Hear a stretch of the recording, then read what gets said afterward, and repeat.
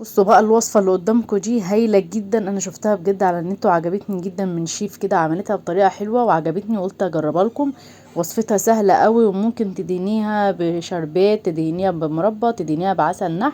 جميلة جدا وطعمها حلو قوي وحلو قوي، هتعجب الاطفال جدا. تعالوا نشوف الطريقة مع بعض. هجيب بيضتين، كوباية الا ربع سكر ورشة فانيليا، هقلبهم مع بعض كويس قوي. وهبدأ كده ادوب السكر تماما في قلب المكونات. بعد كده هكون مجهزه معايا بقى ايه، كوبايه الا ربع زيت. انا هستخدم في الوصفه دي مقدار قليل، لو عايزه تكتري الوصفه هتزودي المعيار معاكي. هجيب كوبايه الا ربع زيت وهقلبهم مع بعض كويس قوي، وهدوب كل المكونات مع بعضيهم. اهم حاجه اتاكدي ان السكر داب معاكي تماما في الوصفه.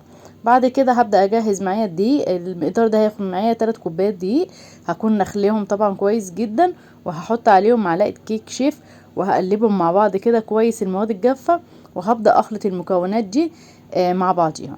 بس هبدأ بقى اجيب المكونات السائلة اللي انا عملتها، وهحط مقدار كده قليل من الكيك دي، وهقلبهم مع بعض. هوريكم انا ايه محتاجة الكيكة العجينة تطلع معايا ازاي، عشان هبدأ اقسمها نصين. بس انا عايزه الخليط يبقى معايا سايل بالطريقه اللي انت شايفاها ديت. انا ما نزلتش المقدار كله بتاع الدقيق، عشان عايزه اقسم المقدار لبولتين. في كل بولة هحط بقى المقدار للشوكولاتة، معلقتين كاكاو خام، ومعلقتين دقيق في البولة التانية. ولو احتجت تاني للشوكولاتة هزود، عشان خاطر اكونها كده تبقى عجينة لينة معايا. هنا عملت خلاص الشوكولاتة، هبدأ برضو اعمل اللي هي بالدقيق الابيض. وهحتاج برضو كمية من الدقيق كلها اللي فضلت معايا هنزلها عليها. بس كده انا جهزت معايا المقدارين. هبدأ اجيب معلقة عادية خالص، وهبدأ اجيب كده جزء كده من العجينة، هكورها قد الليمونية بالظبط. قد الليمونة العادية اللي انت بتجيبيها قدها بالظبط كده، وتكوريها. هكور المقدار اللي هو الفاتح معايا دوت الاول، وبعد كده برضو هعمل اللي بالشوكولاتة. هوريكي برضو في الفيديو انا محتاجاهم هعمل بيهم ايه دلوقتي في الفيديو، هرصهم ازاي في الصينية. كده انا خلاص بعمل المقدار وعملت بشوكولاتة. جبت صينية صغيرة خالص مقاس 20، لان الكمية دي هتحتاج معايا مقاس 20. هبدأ اجيب بقى واحدة من اللي الشوكولاتة وواحدة من الفاتحة، وهتبقى جنب بعضها بنفس الطريقة اللي انت شايفاها دي بالظبط.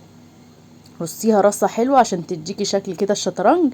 جميلة جدا وهايلة وبسيطة وما فيهاش اي حاجة.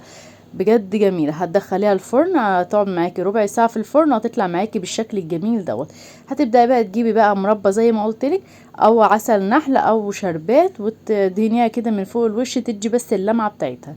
قد ايه هي حلوة وهشة وجميلة. وكمان طعمها حلو قوي، هتعجبك قوي وتعجب اولادك جدا. بس كده دي كانت الشكل بتاعها. انا كده بقى كده في التقديم بتاعها، ده التقديم كمان. بصوا عامله ازاي، وبصوا عامله ازاي من جوه. جميله جدا.